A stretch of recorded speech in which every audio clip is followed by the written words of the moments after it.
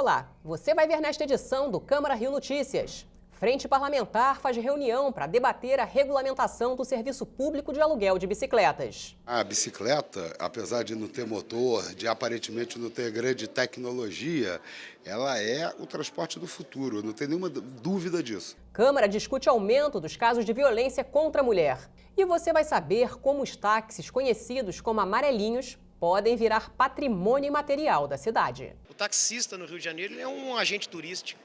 Ele tem informação de toda a questão turística da cidade, conhece a cidade. Não saia daí, a gente volta já.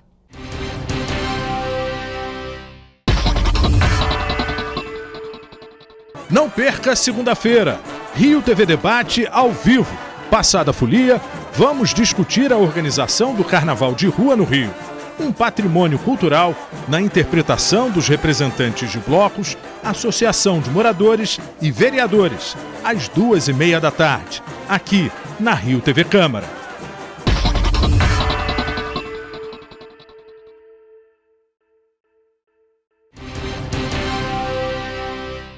A gente começa esta edição falando sobre a reunião da Frente Parlamentar da Câmara do Rio, que discutiu o uso da bicicleta na cidade. Uma lei complementar instituiu o Plano Municipal Cicloviário. A ideia agora é regulamentar o serviço público de aluguel de bicicletas.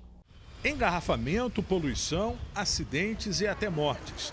Um dos maiores desafios dos grandes centros urbanos é a segurança no trânsito. Mesmo o Rio de Janeiro sendo a terceira capital do país com a maior malha cicloviária. São 450 quilômetros. Para o vereador Renato Cinco, é preciso convencer o poder público a encarar a bicicleta não só como uma forma de diversão, e sim como um meio de transporte importante para melhorar a qualidade de vida da sociedade. A bicicleta, apesar de não ter motor, de aparentemente não ter grande tecnologia, ela é o transporte do futuro, não tem nenhuma dúvida disso. A bicicleta ela não poderia ser encarada como, vamos dizer assim, um modal menor, para ser utilizado por quem quer praticar esportes.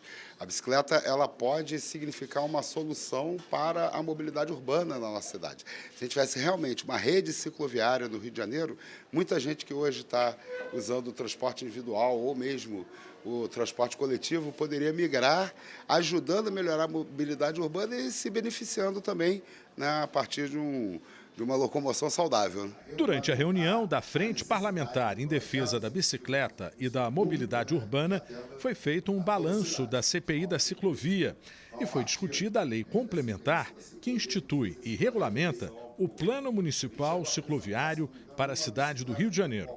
A ideia é que tenha uma regulamentação do serviço público de aluguel de bicicletas, além de aumentar a exigência de vagas de bicicletas no Código de Obras. A gente teve uma época, teve muita motivação para a bicicleta, até 2016. A gente teve algumas ciclovias sendo feitas, algumas leis sendo feitas, e a gente percebeu que nos últimos 2 anos a gente perdeu muito espaço. E o número de bicicletas continua aumentando, os problemas continuam aumentando, e as leis e a infraestrutura não está atendendo a esse aumento. Então, a gente entende que, além de focar em zonas 30, em ciclovias, além de focar no cumprimento das leis, a gente também precisaria que a prefeitura entendesse a mobilidade ativa e a bicicleta nesse contexto. Projeto de lei que institui o Marco Civil do Carnaval é tema de audiência pública. Alunos de escola na Praça da Bandeira conhecem a Câmara do Rio em visita guiada. CPI da Conlurb, motoristas da empresa são ouvidos pela comissão. E no balanço legislativo, um resumo das atividades da semana na Câmara do Rio. Uma solenidade na Câmara do Rio comemorou o Mês da Mulher. Durante o evento, além de homenagens, houve discussões sobre o empoderamento feminino e o aumento de casos de feminicídio. A parlamentar Tânia Bastos abriu o encontro lamentando as recorrentes histórias de crime de feminicídio no país. Ela ainda ressaltou a importância da mulher ter consciência dos seus direitos e de não aceitar nenhum tipo de agressão. Durante a solenidade, mulheres que prestaram relevantes serviços à sociedade foram homenageadas com moção de aplausos.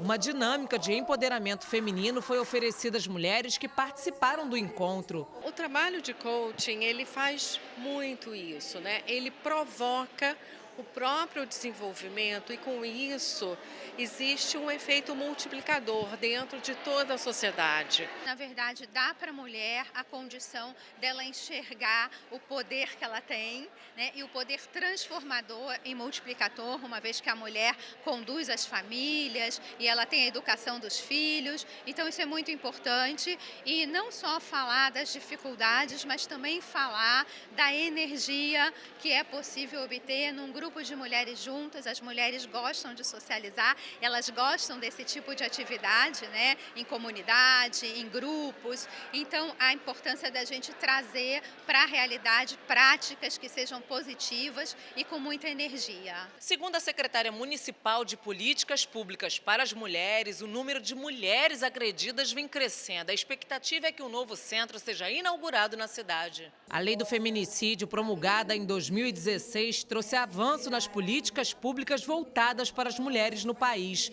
Mas os casos de agressão são recorrentes. Nós atendemos as mulheres vítimas de violência doméstica e familiar, independente de ter registro em delegacia, boletim de ocorrência ou não.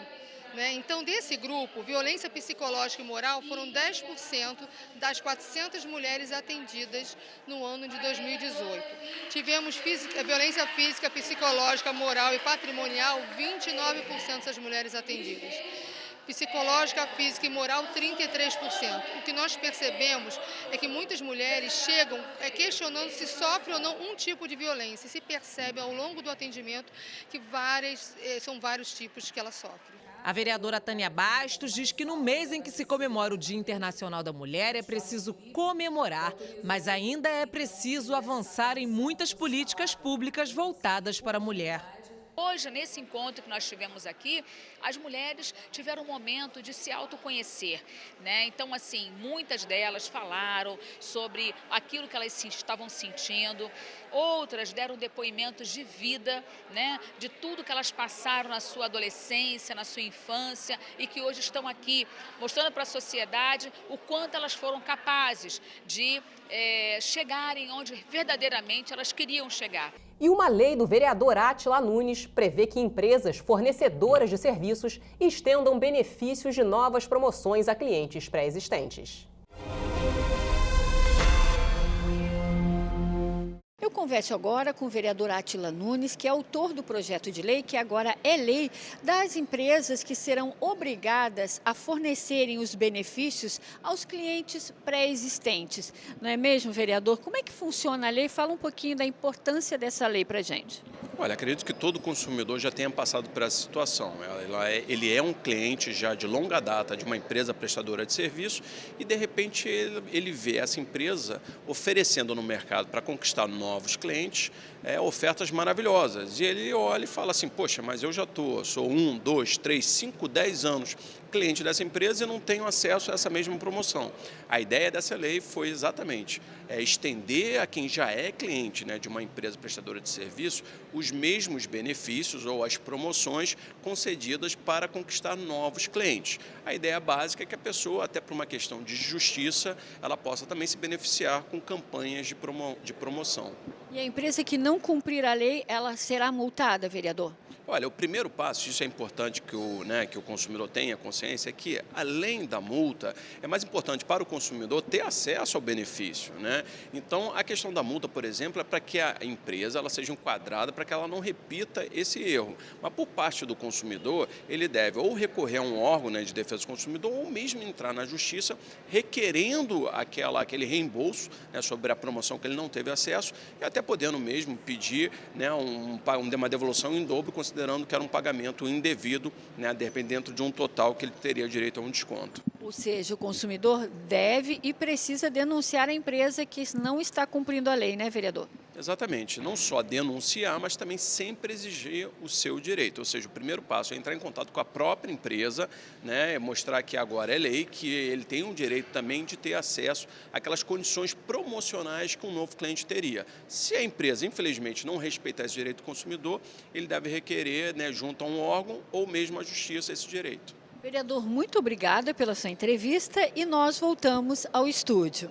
E você vai ver no próximo bloco. Táxis amarelinhos podem virar patrimônio material da cidade. Arquitetura, culinária, paisagem urbanística, a língua. Os portugueses ajudaram a construir a nossa terra e a formar o nosso povo.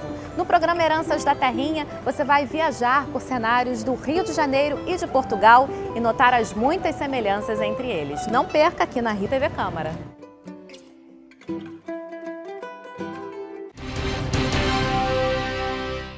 O Dia Mundial da Tuberculose é comemorado no dia 24 de março. Para saber mais sobre a doença, o repórter Sérgio Costa conversou com Ana Paula Santos, chefe da Comissão de Tuberculose da Sociedade de Pneumologia e Tisiologia do Estado do Rio de Janeiro. Mais do que uma doença física, a tuberculose é encarada como uma questão social. Doutora, por que a gente pode afirmar isso? Bom, a tuberculose é uma doença que existe há milênios, né? E o contexto dela está associado com questões sociais como pobreza, moradia, condições de moradia, né? As comunidades ou favelas, né? Que são os locais com baixa incidência de luz e ventilação. Também com condições tais como desnutrição, alcoolismo, uso de drogas, que diminuem a imunidade da pessoa e que com isso permite com que a bactéria que o organismo uma vez controlou possa aparecer e desenvolver a doença. Para a gente entender melhor, a tuberculose é uma transmissão via aérea, não é isso? Isso. É uma doença que se transmite através do ar, né? Então, existem várias formas de tuberculose. Eu costumo falar para os meus pacientes que só não tem tuberculose onde não tem sangue no organismo, no cabelo e na unha. O resto, onde passa sangue, a gente pode ter a tuberculose. Mas a bactéria, ela entra no organismo através do pulmão. Então, alguém que se expôs a alguma pessoa com a tuberculose na sua forma pulmonar, ela pode inalar aquela bactéria, a bactéria atinge o pulmão e dali atinge a corrente sanguínea e se espalha para o organismo como um todo. Né? Agora, esse contágio pode acontecer em qualquer tipo de ambiente, principalmente os fechados, né? Exatamente. Como a gente estava conversando, os ambientes fechados, pouco ventilados e mal iluminados facilitam a transmissão da doença, porque o ar fica muito tempo parado, as bactérias ficam paradas ali naquele ambiente, se não incide a luz solar, as bactérias têm um tempo de vida maior, a luz solar é uma das coisas que mata a bactéria da tuberculose, então, uma vez que a pessoa fica nesse ambiente mais fechado, com pouca luz e pouca ventilação, a chance de inalar a bactéria e desenvolver a doença é maior. A gente sempre teve a informação de que a bactéria, no caso, os pacientes com tuberculose, eram mais vulneráveis em comunidades carentes por causa das construções, né? Casas muito perto uma das outras, com pouca ventilação, janelas pequenas. Mas a tuberculose já não tem mais classe social, não é isso? Isso é um alerta que precisa ficar no ar. Também. Sim, é um alerta, porque as mesmas pessoas que moram em comunidade são as mesmas pessoas que trabalham no nosso dia a dia, que estão no nosso dia a dia. Então, uma vez que é uma doença de transmissão por via aérea, a gente acaba se expondo àquela bactéria.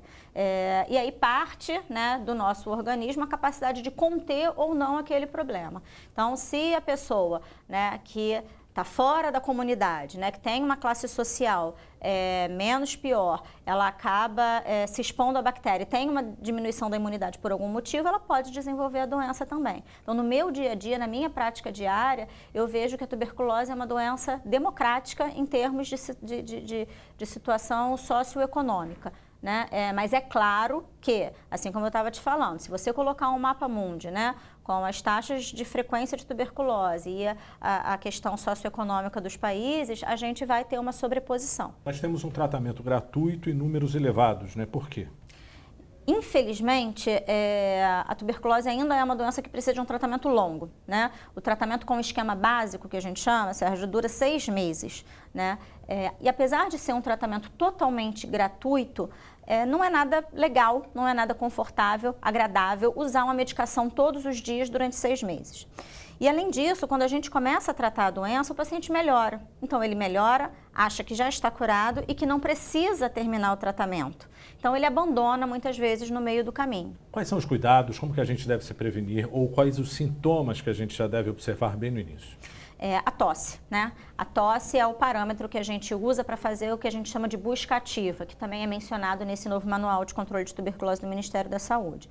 Uma vez que a tuberculose pulmonar é a manifestação mais comum da doença, a tosse vai ser o sintoma mais comum, né? O sinal e o sintoma mais comum. Então, tosse por mais do que 2 semanas, a pessoa tem que procurar um médico. Pode ser uma alergia, pode ser um quadro gripal, pode ser refluxo gástrico, mas pode ser tuberculose também.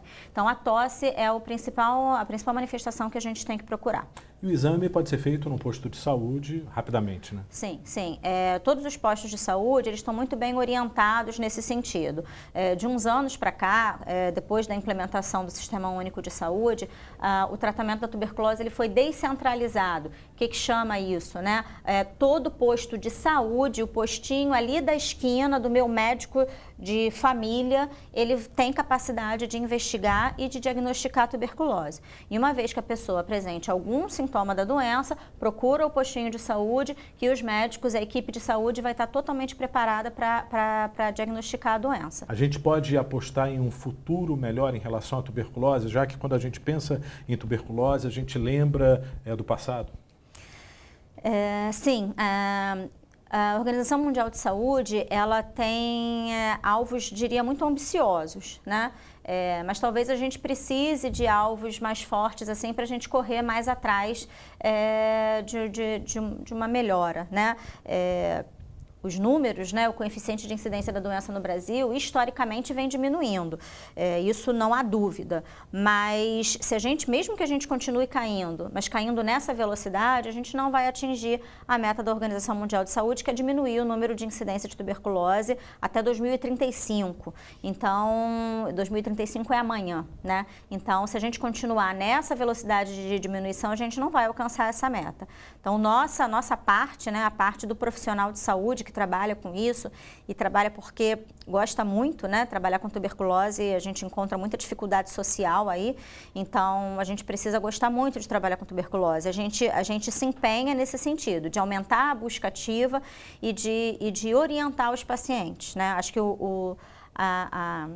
talvez a melhor condição que possa melhorar essa situação seja a instrução, né? Porque uma vez que a gente instrua, fale sobre a tuberculose, as pessoas vão ficar mais atentas, vão procurar mais os postos de saúde, a gente vai ter um número maior de diagnóstico, consequentemente de tratamento e assim diminuir a cadeia de transmissão da doença. Qual a sua mensagem? Bom, minha mensagem é que, como você falou, né, a tuberculose não é só um problema físico, é um problema social também. A gente tem observado um empenho do Programa Nacional de Controle de Tuberculose no sentido de viabilizar novos exames que a gente diagnostica a tuberculose de uma forma mais rápida e a mensagem é da gente continuar estudando, né, e tentar, em paralelo, garantir não só o atendimento médico, mas o atendimento social, né? Tratar não só o paciente, mas a pessoa também, já que a tuberculose é uma doença que carrega um estigma aí desde muito tempo atrás. Doutora Ana Paula Santos, muito obrigado pela sua participação. É com você, Ingrid. E um projeto de lei do vereador Leonel Brizola pode tornar os táxis conhecidos como os amarelinhos patrimônio imaterial da cidade. Na usina, 2 fusquinhas ainda fazem transporte de passageiros. Eles viraram xodó dos moradores.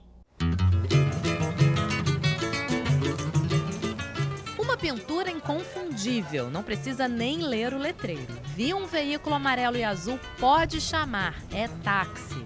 Os amarelinhos são tão a cara do Rio que podem virar patrimônio imaterial da cidade. É o que pretende o projeto de lei do vereador Leonel Brizola. Trata justamente da preservação desse trabalho dos trabalhadores. É uma profissão que passa de pai para filho, para neto, no mundo inteiro. O taxista no Rio de Janeiro ele é um agente turístico.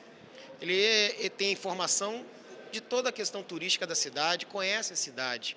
É uma concessão pública. É um chofer que, na verdade, tem a sua integração com a cidade. Então, tem uma questão intrínseca com a cidade. Então, por isso, o intuito de preservar, né, um bem da cidade para proteger essa profissão que está sendo sistematicamente atacada por aplicativos de transportes internacionais que não têm essa característica da profissão. São mais de 245 mil táxis circulando pelas ruas. Mas tem 2 exemplares que viraram o xodó dos moradores da usina, na Zona Norte. Os fusquinhas do Rodolfo e do Marcos sobreviveram à extinção e continuam circulando. Andar neles é como voltar no tempo. O taxímetro não é daqueles antigos, mas a cordinha para ajudar a fechar a porta é acessório obrigatório. Por onde passam, os fusquinhas, também chamados de besouros, viram atração. Gente que gosta aqui, tira foto. Tu vê, eu vou daqui para certos tipos de lugares com esse carro aí, problema. Eu pede para mim parar, para tirar foto, esse negócio todo, entendeu? Chamam, gritam, entendeu? Relíquia, batem palma, aí, muito interessante. Vai aí para baixo, é uma onda que a gente tira. O Marcos trabalha há mais de 3 décadas como taxista e nunca abriu mão do Fusca, já teve 5. Para aqui onde a gente trabalha aqui, é mais resistente, entendeu? Essa ladeira aí, essa buraqueira danada aí, é um carro mais resistente. O Zé Antônio chegou a dirigir um dos Fuscas, que eram maioria no ponto da rua Coronel Aristarcho Pessoa. Tem saudade. O pessoal me cercava na rua. Pô, me dá um cartão aí que eu quero fazer uma viagem com meu filho contigo, dar um passeio, que não sei o quê. Aí eu falei, tudo bem, eu tenho um cartão, dá, distribuir. Entendeu? Aí, de vez em quando, um ligava, vamos lá na floresta dar um passeio, vamos... Aí eu ia, fazia filmagem com o carro, o pai lá com o telefone, com as coisas fazendo. O Código Disciplinar do Serviço de Transportes de Passageiros limita a vida útil da frota de táxis em 6 anos. Mas os fusquinhas são tão queridos que a Prefeitura concedeu uma autorização especial depois de receber um abaixo-assinado com 3.000 assinaturas pedindo a liberação dos besouros. Na fila do ponto há sempre quem prefira eles. Lembra da minha infância. Quando a gente entra assim, que é antigo, né, que a gente fica vendo que eles têm tanto tempo, né, uma história, né, que eles têm. Aí eu acho legal, e aonde eu vou eles são conhecidos. Quando eu falo, eu moro lá na usina, onde fica aqueles fusquinha, e eu falei, é isso mesmo. Eu tô com uma corrida para daqui a 1h30, pegar um pessoal do Homem de Melo para trazer para cá, porque o garotinho gosta de andar de Fusca, entendeu? Se o projeto for aprovado, a cidade maravilhosa do azul do céu e do mar terá sempre um tom de amarelo para ficar ainda mais colorida. E o Câmara Rio Notícias fica por aqui. Obrigada pela companhia. Até a próxima.